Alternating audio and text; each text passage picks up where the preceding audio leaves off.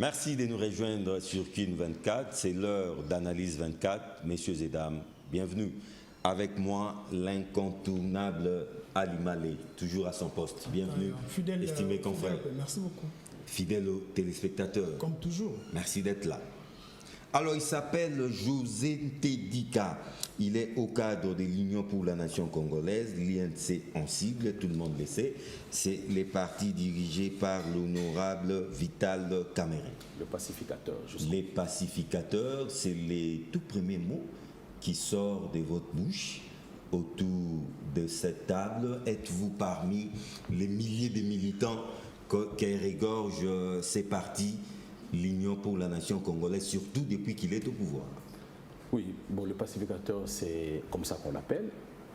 Et en ce qui concerne mon entrée à l'UNC, je suis là depuis le début. Mais c'est vrai que depuis sa création. Depuis sa création.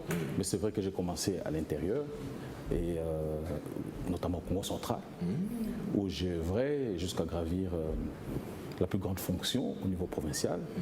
Et puis, bon, écoutez, à l'issue des élections de 2018, bien, le chef du parti, par sa volonté, m'a appelé au niveau de Kinshasa pour des fonctions étatiques. Parlons des élections de 2018. Vous avez postulé comme candidat député provincial ou national? Bon, en 2018, j'étais candidat au national et au provincial. Candidat malheureux. Candidat non élu. Candidat non élu, mais vous savez un peu toute la configuration de l'appareil électoral, c'est que ça nous a tous donné. Et donc je ne m'en plains pas. Je ne m'en plains pas parce que je crois que je représente une bonne partie de la population qui croit en moi. Monsieur José Tedika, aujourd'hui au niveau national, êtes-vous satisfait du travail abattu au niveau provincial, s'agissant de votre parti UNC? Oui, je suis satisfait parce qu'il ne faut pas oublier que l'UNC est à sa 10e année aujourd'hui. Mais évidemment, on y va en progressant.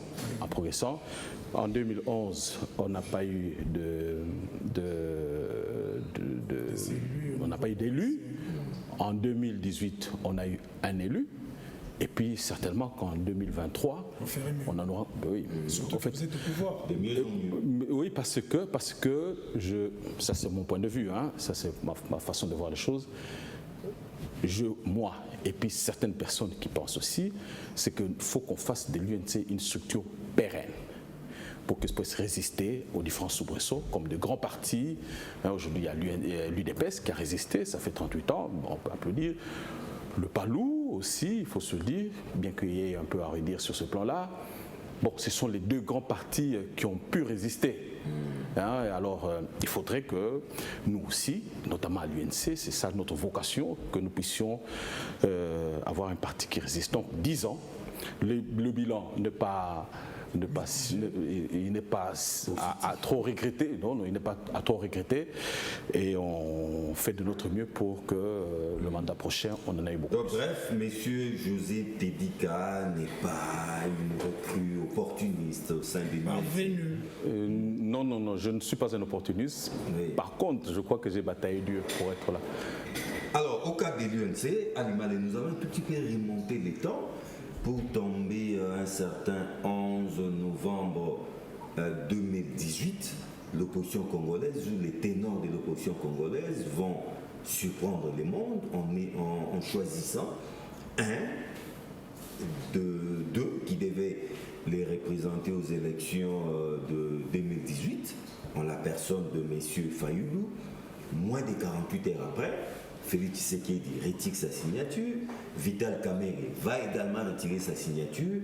Quelques jours après, ils vont se retrouver à Nairobi où ils vont signer en tout cas un accord des braves. Vital Kamerhe va s'effacer au profit de Félix Tshisekedi. Mais il y avait les clauses de cet accord de Nairobi où, arrivé au pays, si Félix Tshisekedi gagné les élections, son premier ministre sera d'office Vital Kamerhe. Mais les réalités sur le terrain étaient autres. Aujourd'hui, Vital Kamerhe n'est pas premier ministre et déjà quelques caciques de l'UDPS disent déjà que cet accord est tombé caduc et que même en 2023, l'UDPS pourra remplir? Non, déjà sur le plan vous parlez de cash. Oui, parce qu'au départ, le cash va s'organiser autour de l'élection présidentielle.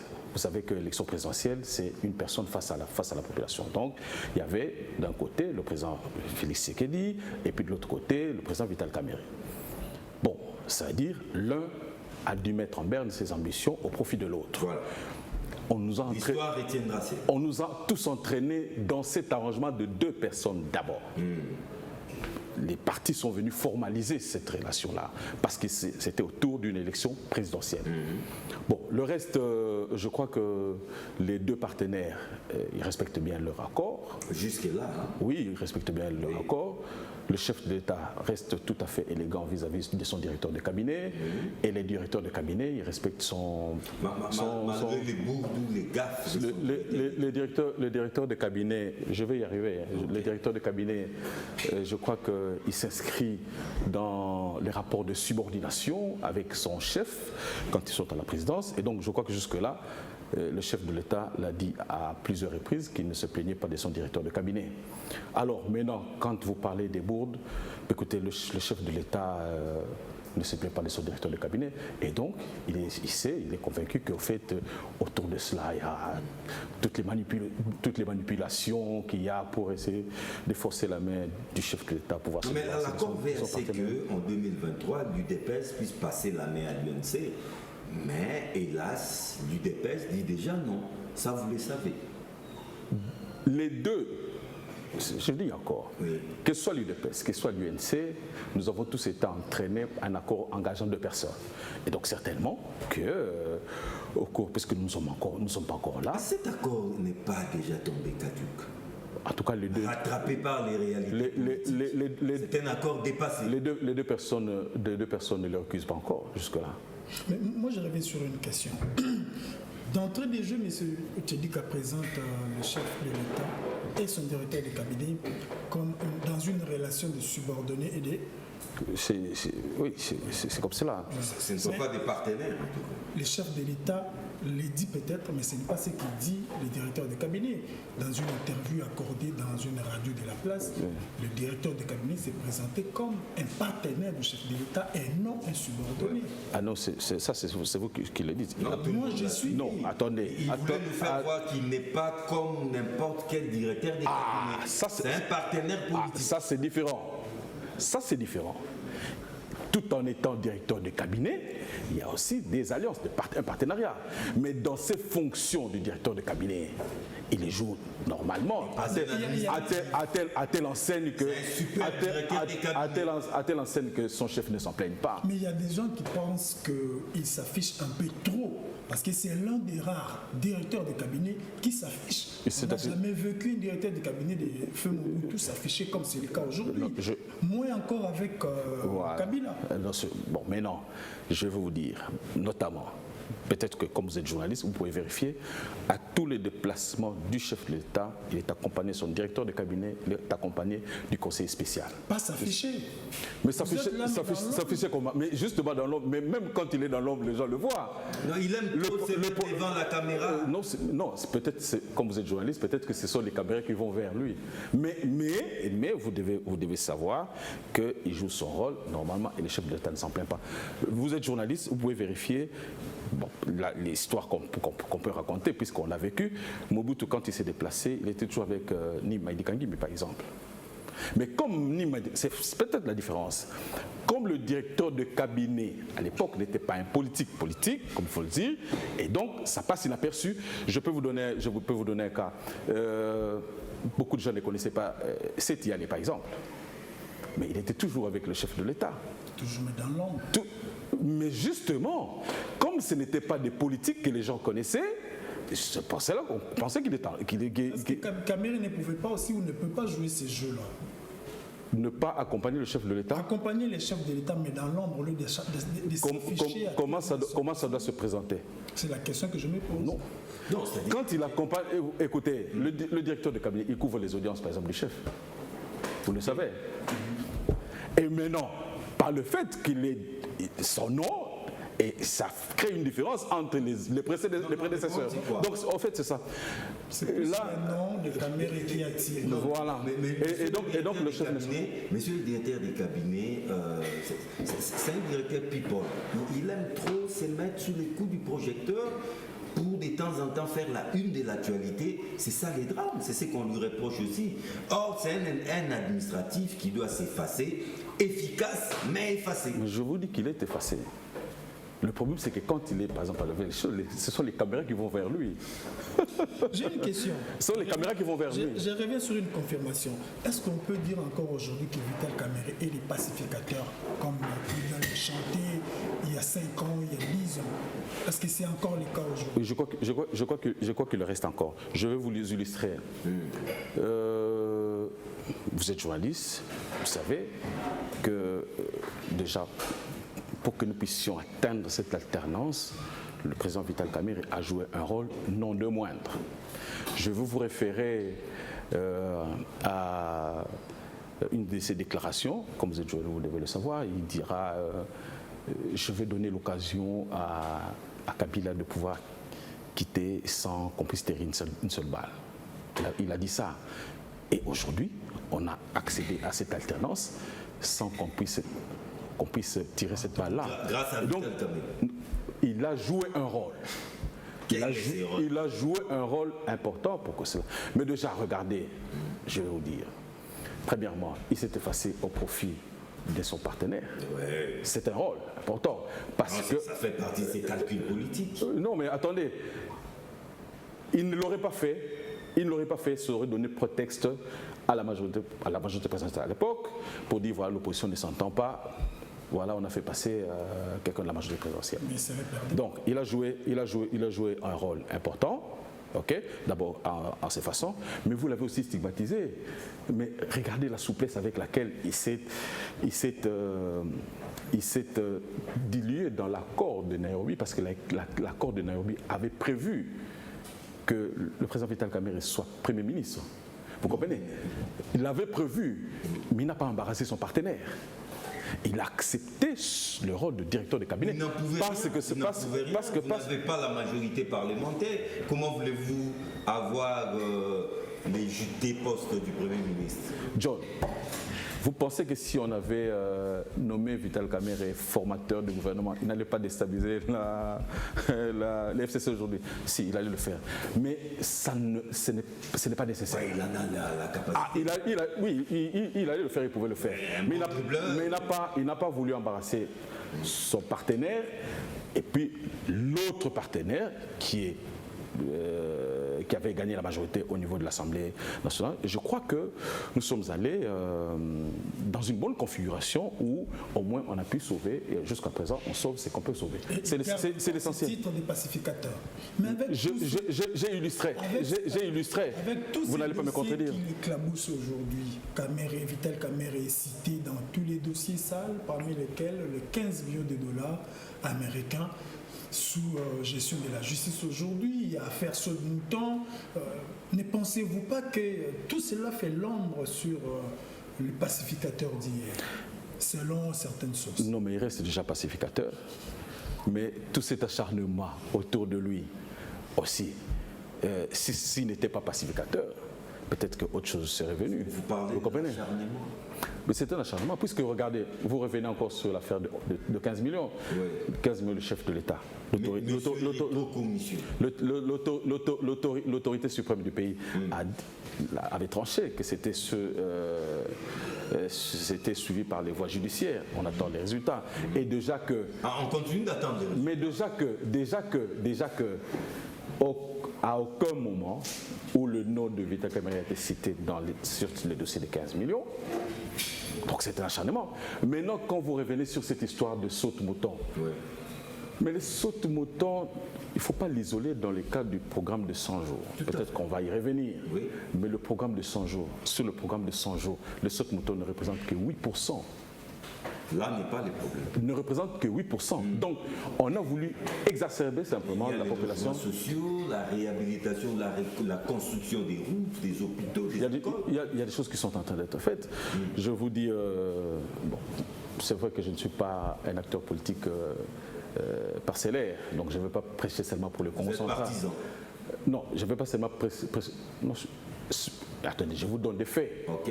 Je vous donne des faits. Je ne suis pas partisan, je vous donne des faits. J'ai le malheur d'avoir fait des études techniques. Donc je peux prétendre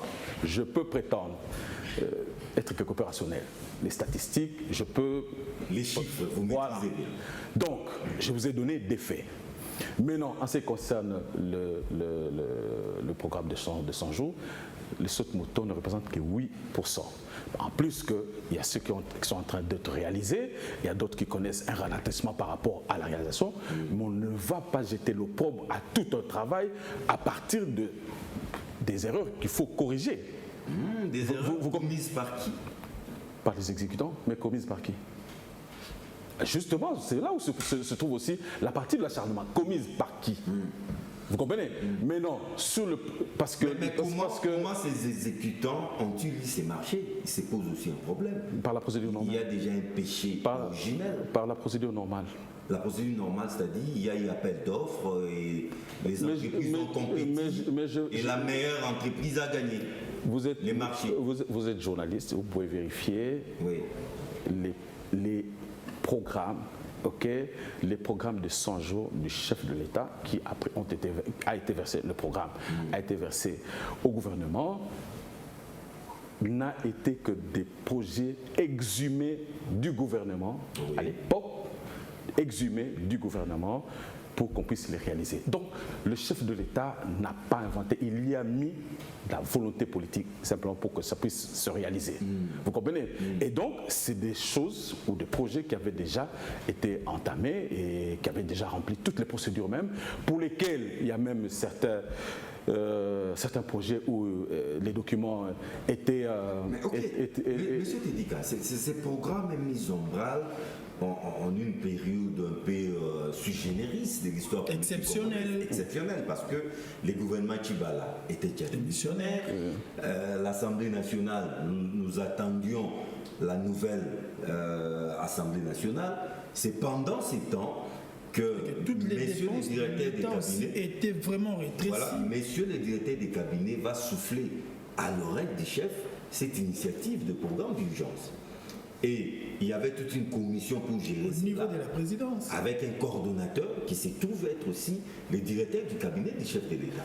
Donc s'il y a eu passation des marchés, s'il y a eu décaissement, messieurs les directeurs des cabinets y est pour quelque chose. Ça, vous en êtes conscient? John, je ne veux pas vous suivre sur ce terrain-là. Parce que vous êtes journaliste politique. Vous savez qu'il est de bonne loi, il est de coutume que quand un acteur politique arrive, quand il doit exécuter un programme, on l'attend dans les 100 jours. Vous le savez. Et donc, c'était la même configuration du chef de l'État. Vital Kamerhe n'a pas été élu par rapport à un programme, c'est le chef de l'État qui a été élu par rapport à un programme. Et donc, il devait lancer des signaux. Des signaux de sa volonté, ce qu'on peut faire. On constate déjà. Impressionner un peu la population. Il n'y a pas d'impression, John. Il n'y a pas d'impression. Parce que vous savez que pour tous les acteurs politiques, qu'ils soient en France, qu'ils soient en Amérique, partout. Bon, évidemment, ici, peut-être les gens n'étaient pas trop habitués à cela. Mais il est de coutume qu'un acteur politique, quand il entre au pouvoir, qu'il puisse lancer des signaux dans les 100 jours. On l'attend. Mais c'est comme cela que ça se passe, justement. Et c'est ce qui dérange parce que c'est une innovation. Et moi, je comprends, les gens sont réfractaires justement à certains changements. Et donc, ce sont des signaux. Mais évidemment, quand les gens voient que certaines choses qui avaient été promises, pendant 18 ans sans être réalisées et qu'on les fasse en 100 jours, eh bien, ça ne peut que... Une année après, on réalise que c'était un échec. Non. Maintenant, regardez. Oui.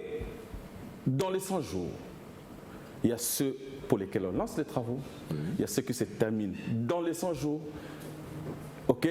Et d'autres s'étirent en longueur. D'autres s'éternisent. Non, ça s'éternise. D'autres ne sont même pas lancés dans le délai de 100 jours. Tout est lancé. Dans les sauts de mouton des ponts Capu et celui des Lupin. Oui. Mais c'était Tédika. Aucun début des travaux. Mais attendez, les sauts de moutons sont-ils lancés, oui ou non? Oui. Les sauts de moutons sont lancés. Non, mais pas tous. Mais on va par étapes. On va par étapes. Alors que l'argent Les du sautes- contribuable a été décaissé, les sautes- vous dites qu'on doit y aller par étapes. Alors que l'argent a été décaissé. Les sautes moutons ont été lancés. Oui. Sur 9, il y a 7 déjà qui sont lancés. Il reste, je crois, 2, si je ne m'abuse. Pour lesquels l'argent a déjà été décaissé. Mais on est en train de les réaliser. Même pas un début des travaux. Mais il faut attendre qu'on n'ait pas réalisé. À ce moment-là, vous allez. Mais attendez, les sautes moutons, ce sont de grosses œuvres.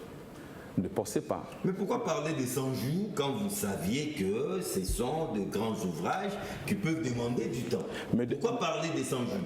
Je vous ai expliqué que dans les 100 jours, il y a des projets qui commencent, et il y a ceux qui se terminent en dehors de 100 jours, et il y a d'autres qui peuvent se terminer après 100 jours. Mais attendez, regardez.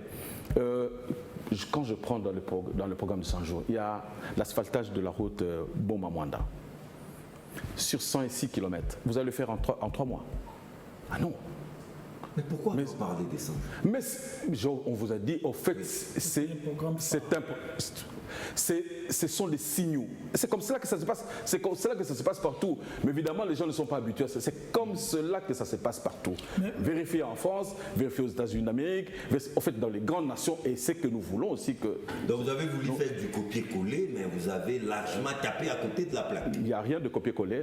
Oui. C'est la coutume politique à l'heure actuelle. Et c'est comme ça qu'on fait. Mais je vous comprends parce qu'au Congo, les gens ne sont pas habitués à cela. Non, les gens ne sont pas habitués à ça, mais c'est Josine Tedika.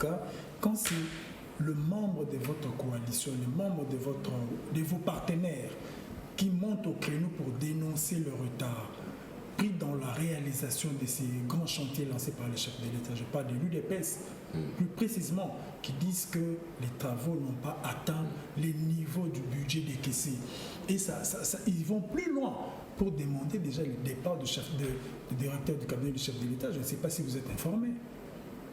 Les membres de l'UDPS qui demanderaient... Les cadres de l'UDPS qui demanderaient... voir cette relation-là soit rompue. Maintenant, je vais vous expliquer une chose. Et ce qu'il faut savoir, c'est que dans nos partis, tous, il existe bel et bien des extrémistes. À l'UNC, il y en a. À l'UDPS aussi, il y en a.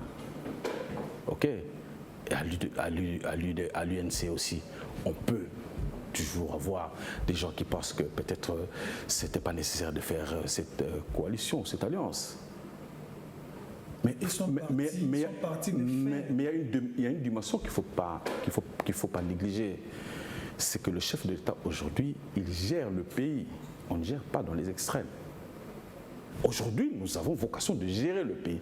On ne gère pas les extrêmes. Donc, il y a partout, dans nos différents partis, il y a des gens qu'on peut dénoter comme ça, qui ne pensent pas nécessairement comme d'autres personnes, mais on fait avec, c'est ça. Aujourd'hui, nous sommes au pouvoir, nous avons vocation de gérer, et le chef de l'État, je crois, il se met au-dessus de tous ces... Mais apparemment, l'UNC ne cesse d'encaisser tous les coups qui proviennent de l'UDPS comme s'il s'est reproché de quelque chose. Le mot, c'est le même nom qui revient dans toutes les bouches des cadres de l'UDPS, le départ de Vital Kamerhe, le président national de l'UNC. À côté de l'UNC, il n'y a rien, il n'y a aucun mouvement, comme si vous endossez. Mais attendez, ce n'est pas tout le membre de l'UDPS qui souhaite... Les cadres représentent la base. C'est pas tout le cas. Non, mais dans ces on cas, peut trouver, il n'y a pas que les cadres, mais la base. Non, avec la base, on sait comment ça se passe. Ils sont manipulés. Bon, je ne voudrais pas utiliser ce mot grossier, peut-être instrumentalisé. Mais, messieurs, mais on ne va pas se focaliser sur ça. Non, je crois que ce qu'il faut, c'est d'avancer. Et les grands leaders, notamment le chef de l'État et puis le président. Pour terminer, comment entrevoyez-vous cette alliance UDPS, UNC? Pensez-vous que nous allons atterrir en douceur en 2023 ou peut-être que un crash serait déjà en vue? Je le souhaite et je l'espère. C'est juste un souhait. Ben oui, mais si ça ne dépendait que de moi, je souhaiterais. Mais déjà, la météo politique nous annonce des averses qui risquent de faire cracher l'alliance. Non, mais je vous ai dit l'accord des Naïros, que de part et d'autre, il y a des extrémistes. Au FCC, il y a des extrémistes. À l'UDPS, il y a des extrémistes. Les extrémistes de l'UNC disent quoi, par exemple? Oui. Mais je vais vous dire. Là, ils disent que ce sont les faiseurs de droit. Non. Ce sont eux qui ont fabriqué Tshisekedi. Concrètement, Non, les extrémistes ça c'est pas notre discours. Oui, les extrémistes Par contre, j'ai entendu ces discours-là de l'autre côté. Mais à l'UNC, on le dit pas. Mais de l'UDPS, Par contre, mais je vais vous dire, avant par exemple l'alliance, avant l'accord de Nairobi, il y a des gens qui ne pouvaient pas, par exemple, accepter de faire alliance avec l'UDPS. À l'UDPS, c'est des gens qui ne voulaient pas faire alliance avec l'UNC.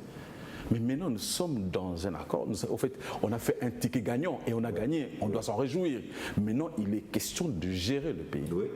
Et c'est à cela que nous nous employons. Gérer, c'est ça les plus durs à faire. Et je crois que nous sommes en train de... La machine est en train de huiler, mais ça va prendre du temps, ne vous en faites pas. Alors, mais il y a moins de cas que vous pouvez... Mais ça, je vous ai dit, au-delà de la coalition ou donc de l'alliance de l'alliance UDPS, UDPS et UNC. Maintenant, apprécions maintenant votre gestion.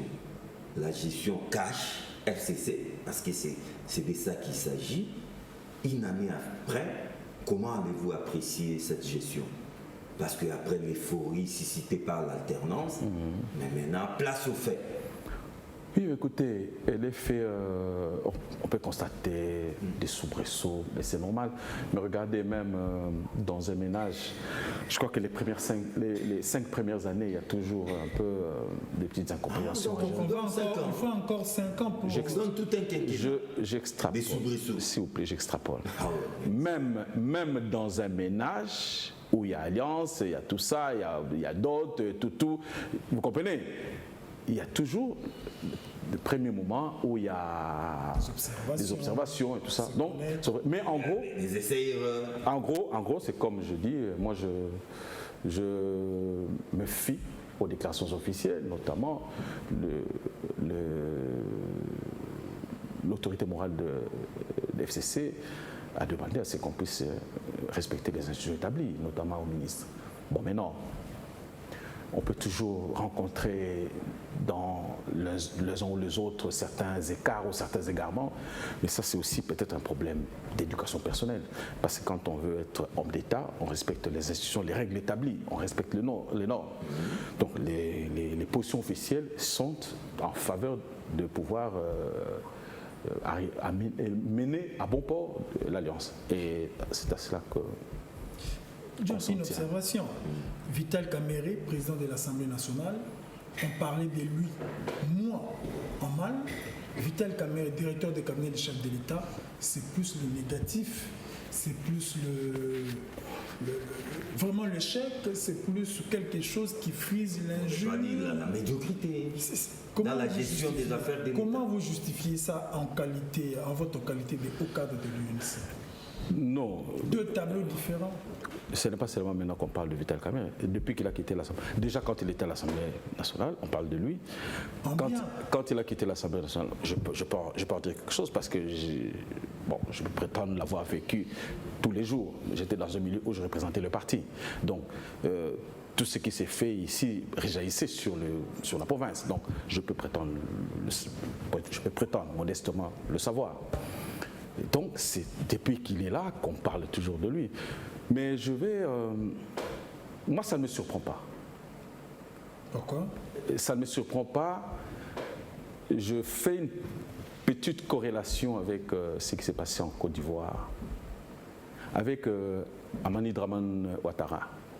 Vous savez que depuis la mort de Houphouët-Boigny, il y avait un acharnement contre l'ivoirité. Déjà que même le président Vital Kamerhe, on a parlé des problèmes de nationalité. Tout ça. Jusqu'à présent. Bon. Même quand il vous a expliqué, vous ne voulez pas accepter, par principe. Mais Ouattara, c'était comme ça. Vous êtes journaliste, c'est vérifié. Après la mort de Houphouët-Boigny, il y a eu un acharnement contre Ouattara. Pour l'empêcher à briguer. Vous comprenez? Et donc, à partir du moment où Kamerhe constitue un danger pour la présidence, il faut tout faire pour le tout faire. Mais je ne pense pas que ça réussisse notamment, nécessairement, parce que quand je vois Ouattara, eh bien, cet acharnement qu'il y a eu sur lui, eh bien, aujourd'hui il est quand même arrivé à la magistrature primaire, magistrature suprême. Mais l'histoire actuelle ne donne-t-elle pas raison à ceux qui accusaient Ouattara de tous ces mots, vu sa gestion? Il est arrivé à la présidence. Oui.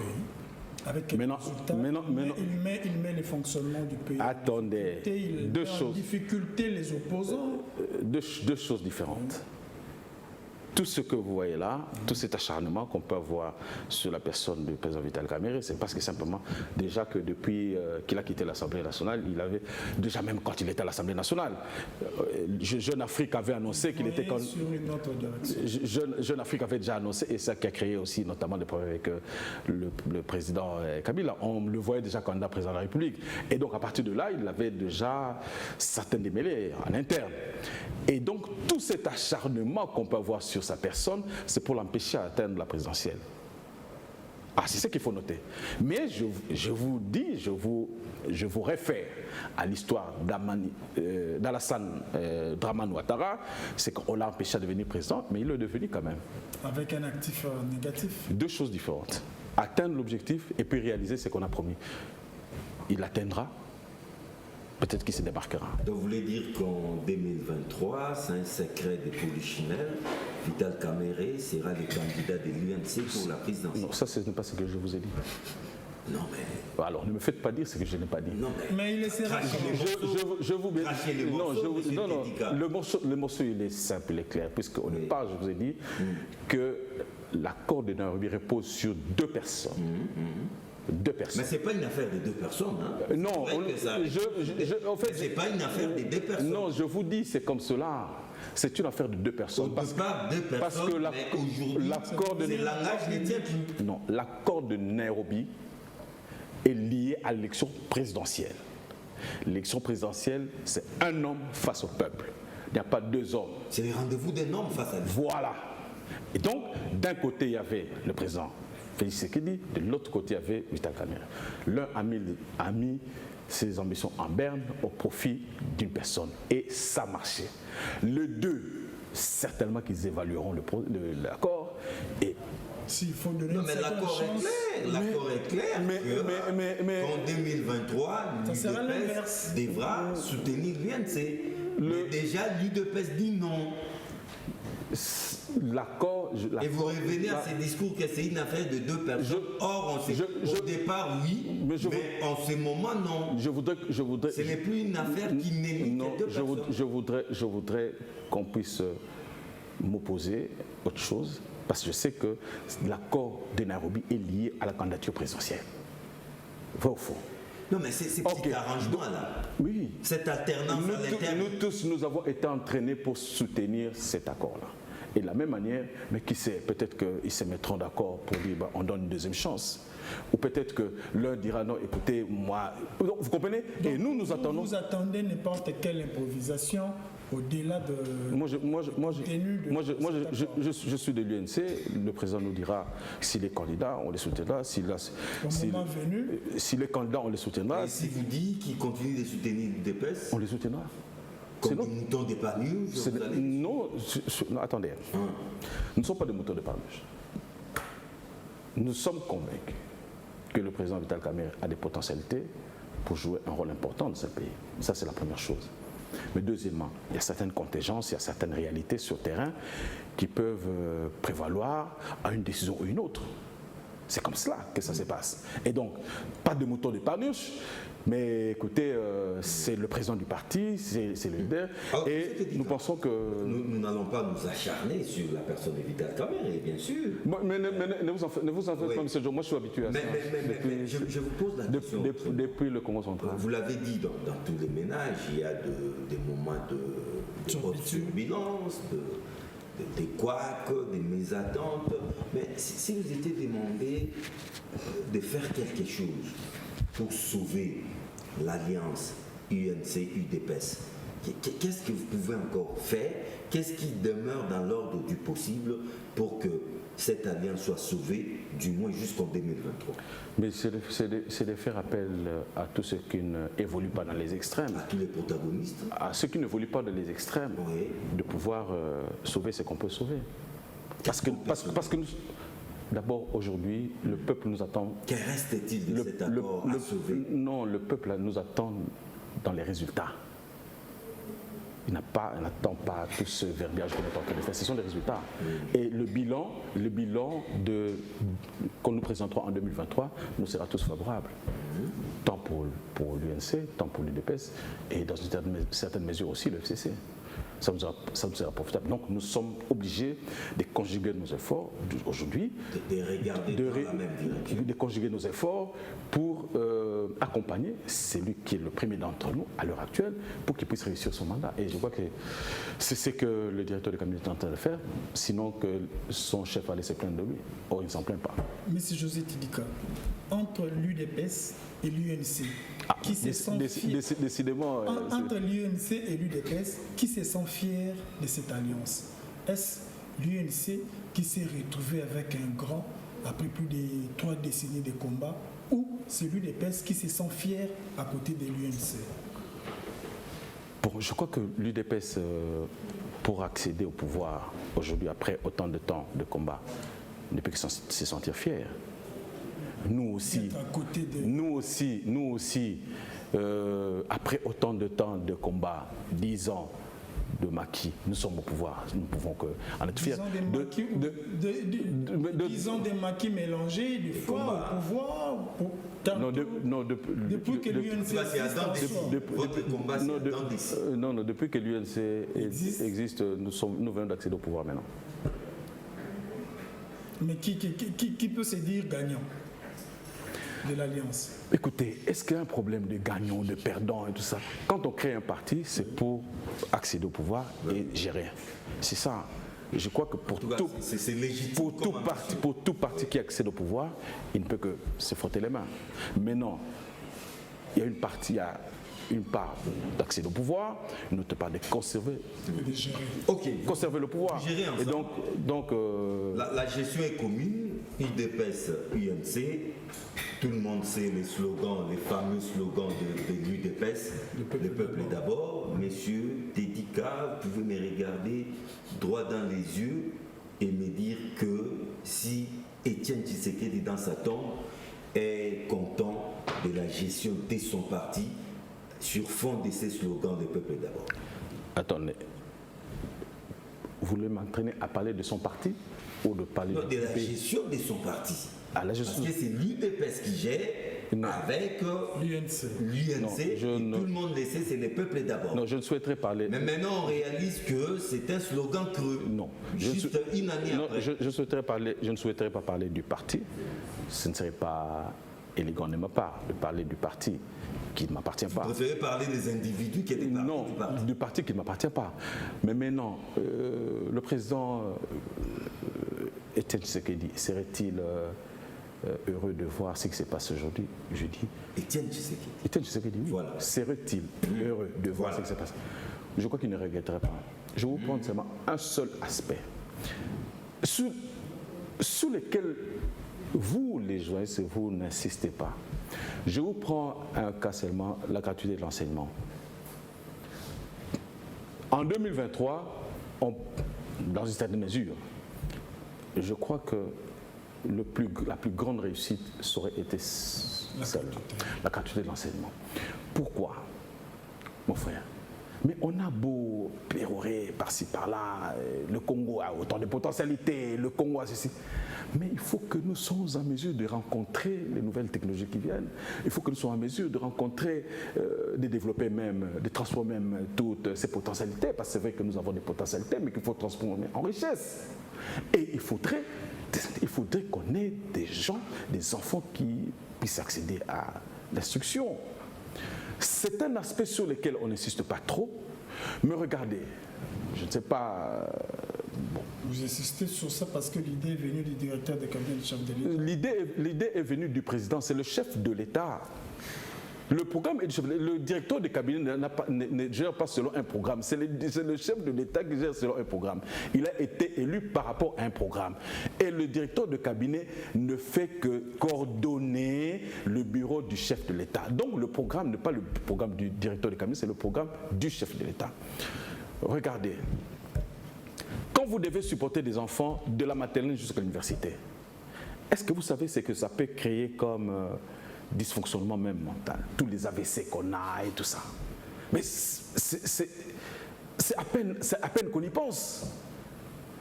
L'enseignement, le secteur de l'enseignement sur lequel le président Félix Tshisekedi se basait, c'est un secteur sur lequel nous devons le soutenir, nous devons l'appuyer.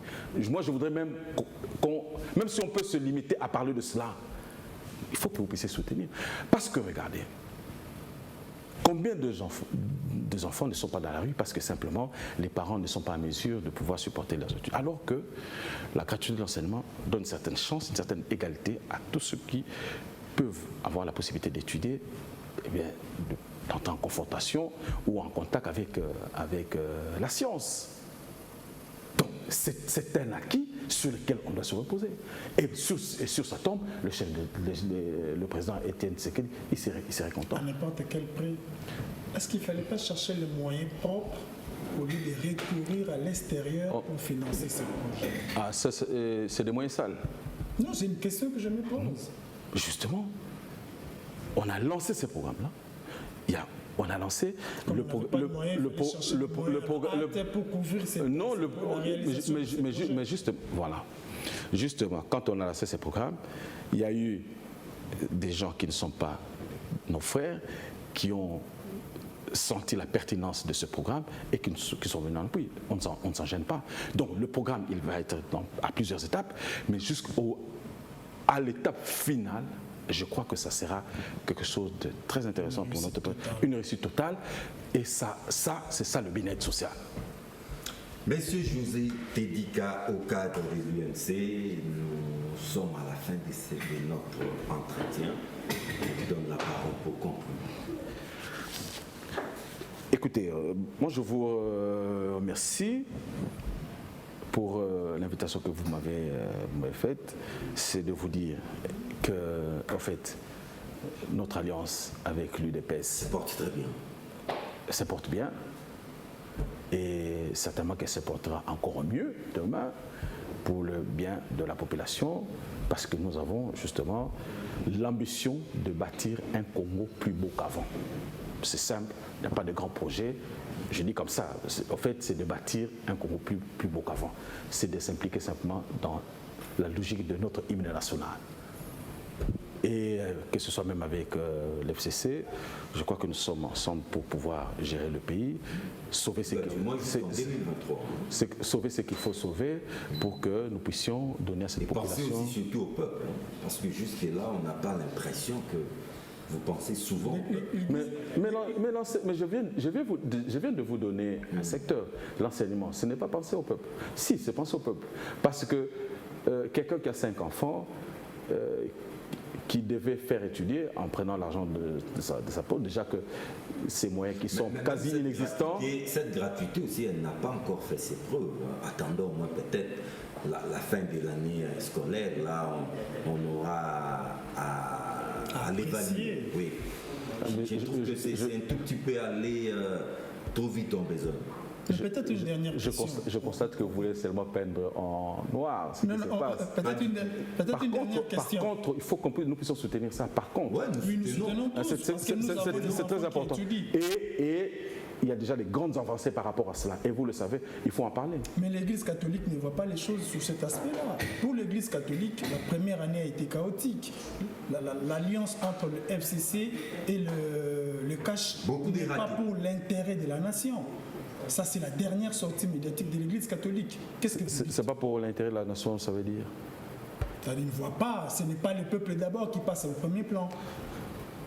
Je vous ai, maintenant sur le plan pratique, je vous ai présenté des faits qui planchent dans la vision de pouvoir servir la population. Je vous ai parlé de l'enseignement, je vous ai parlé des projets de 100 jours. Peut-être tellement que vous vous êtes acharné sur la personne de Vital Kamerhe, on n'a pas décoré. C'est vous qui l'avez voulu. Parce que dès l'entame de l'émission, vous nous avez parlé du pacificateur.